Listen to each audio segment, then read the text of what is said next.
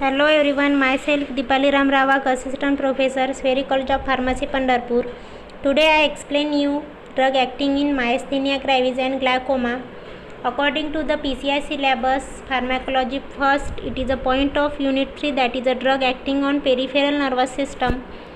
Let's see in detail one by one.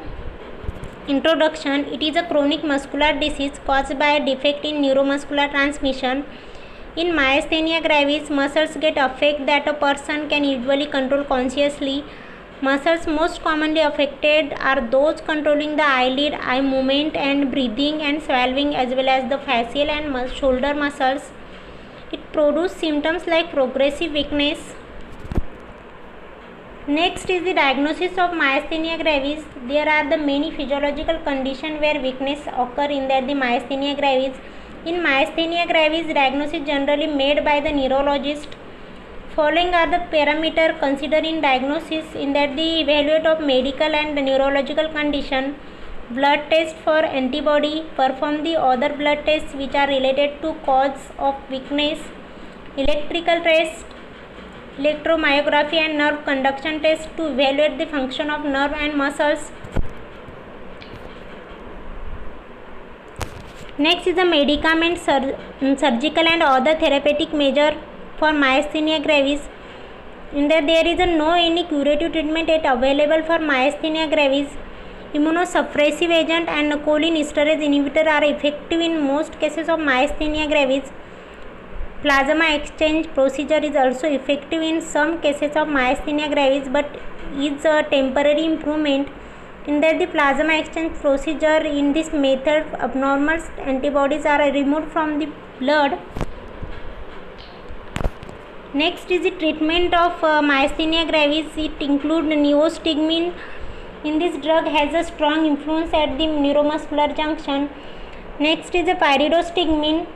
It has a longer duration of action than neostigmine. Only anticholinesterase is capable of crossing the blood-brain barrier and used as an antidote for overdoses of anticholinergics.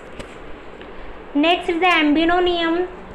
In this agent available only in oral form, cannot be used if patient is unable to swallow tablet. Next is the entrophonium. It has a diagnostic agent for myasthenia gravis. Next is the corticosteroid.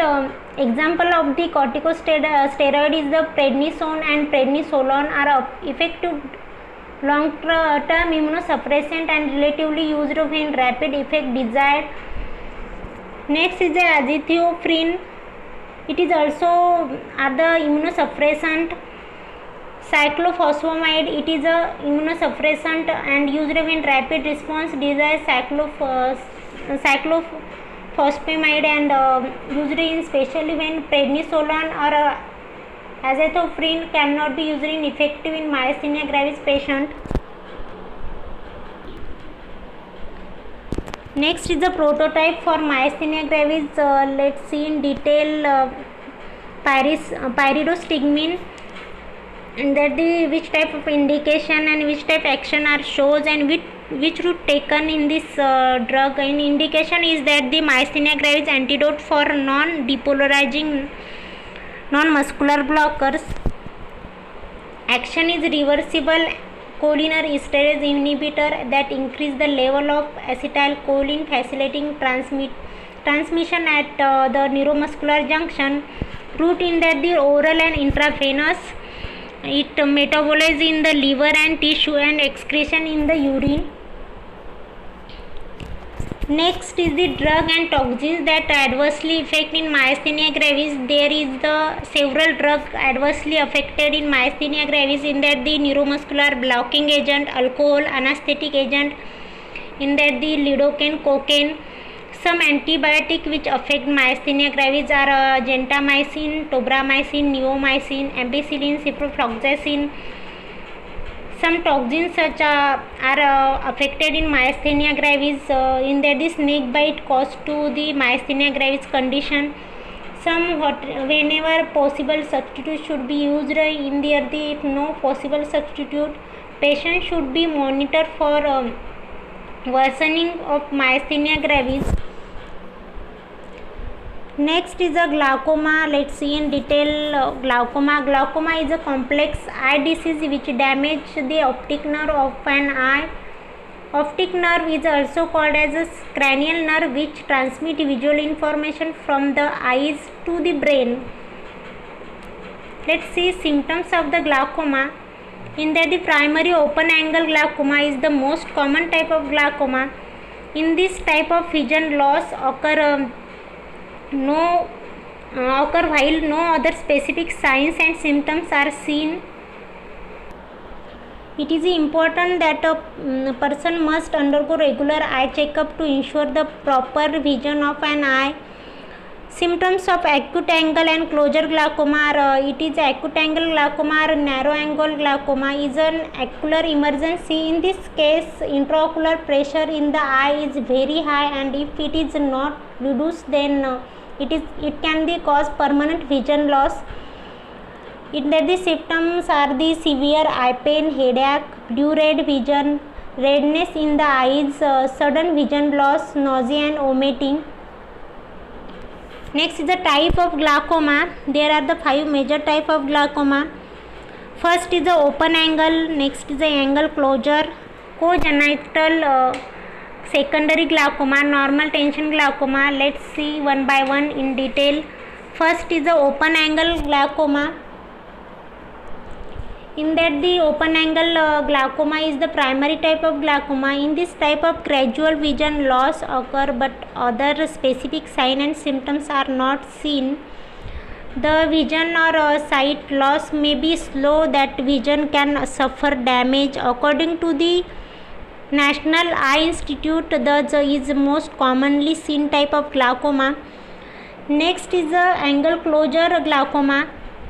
In this type of glaucoma is the emergency situation when the flow of aqueous humor fluid is suddenly blocked. The rapid build-up and fluid may cause severe and quick and rather painful increase in intraocular pressure.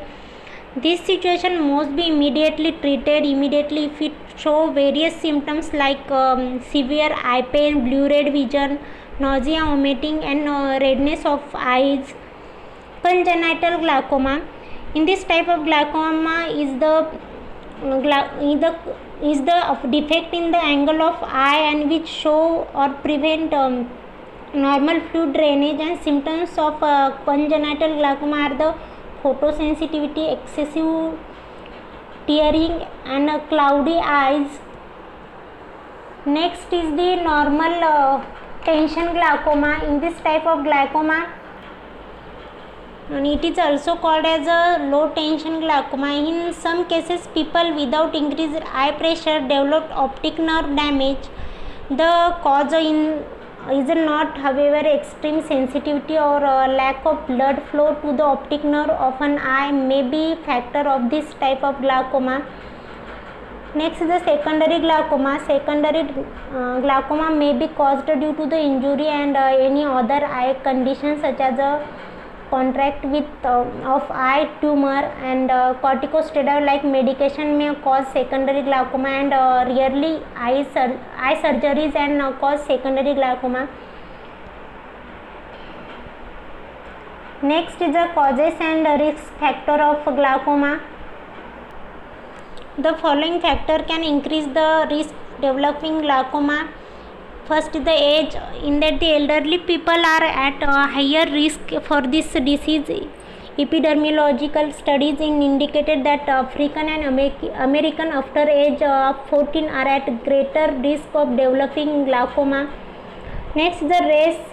In that the American and African are the comparatively more likely to glaucoma than they cause higher risk of permanent vision loss. Next, the family history of glaucoma. There is a higher risk to develop glaucoma in family history of glaucoma. Next, the medical condition.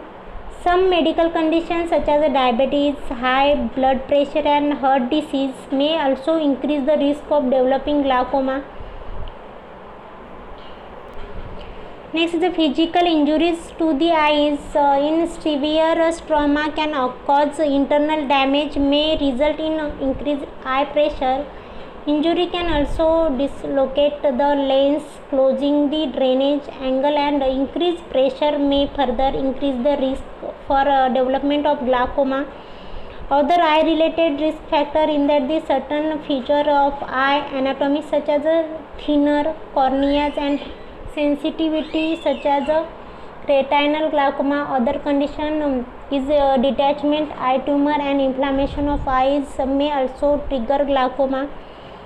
Next is the corticosteroid use in that prolonged period of time such as corticosteroid puts some people at higher risk of getting secondary glaucoma.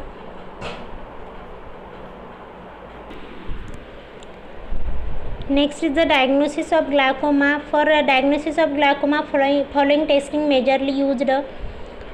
First is the patient history, in that they check the family history to determine any symptoms, experience, and general health problem by the patient experiencing and may contribution in developing the glaucoma.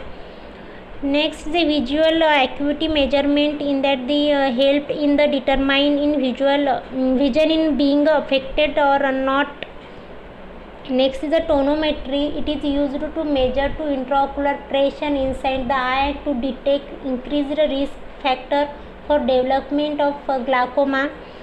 Next is the pachymetry. Pachymetry is used to measure corneal thickness. People with thicker corneas are at increased risk for the developing glaucoma. Perimetry, in that perimetry is also called as visual field testing, and it is used to check in the field of vision has been affected of glaucoma. This test measure peripheral vision and the central vision of eyes. Next, the retina of eye. Evaluation of retina of the eyes and can done by scan of the optic nerve and monitor any changes over time. Supplemental testing, in which the many include gonioscopy. This procedure offer a view of the angle anatomy, which is where eye fluid drainage occur. Next is the treatment, in that glaucoma treatment is aimed to reducing pressure in the eyes. In first, common treatment for the glaucoma is use of eye drop. In some cases there is a requirement of systemic medication, laser treatment, or the surgery. There is no cure of the glaucoma. Early diagnosis and lifelong treatment can prevent eyesight. In that medication, there is various medicines are available to reduce the intraocular pressure in the eye. The choice of medicines are based on severity of condition. Single medicine or combination may be prescribed for glaucoma. Following are the topical and systemic treatment used in glaucoma to reduce the intraocular pressure. First is the prostaglandin analog. In bimaprost increase outflow at aqueous humor, it is used. And next is the topical beta adrenergic receptor antagonist, in that the leobinolol decrease aqueous humor production by the epithelial of the ciliary body. Next is the alpha 2 adrenergic agonist, in that brimonidine and aproclonidine work by the decreasing aqueous humor production. It is used. Next is the less selective alpha agonist, in that epinephrine decrease aqueous humor production, though vasoconstriction of ciliary body and blood vessels, useful only open angle glaucoma. Next is the miotic agent. It is also called as sympathomimetic agent. In pilocarpine produce contraction of the ciliary muscles, opening the in tubercular meshwork and allowing in outflow of the aqueous humor. Next is the carbonic anhydrase inhibitor, in that barzolvolamide and brinzolamide and acetylcholine are lower secretion of aqueous humor and by inhibiting the carbonic anhydrase in the ciliary body. What is meant by the aqueous humor? This aqueous humor has an essential role in the health of your eyes as well as the nourishing the cornea and is a lens of supplying nutrition such as amino acid and glucose. They are major role of the aqueous humor in that the eyes. Next is the surgery. Surgical procedure is often used when the medication is not sufficient to reduce the intraocular pressure in the eyes.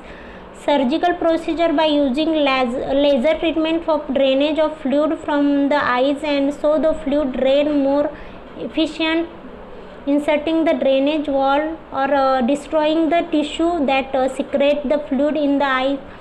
All surgical procedures aim at reduce the eye pressure and surgery cannot be reverse the vision loss. Next, the lifelong treatment. There is no treatment available to cure of glaucoma. Patient need to take lifelong treatment of glaucoma because disease can progress without giving any warning signs, and compliance with medication and continuous eye examination are essential. There is a need to control the eyes pressure to slow down or stop of the damage to optic nerve and loss of vision. The early detection from treatment and regular monitoring of the eye can help to control glaucoma and reduce the chances for vision loss. Thank you.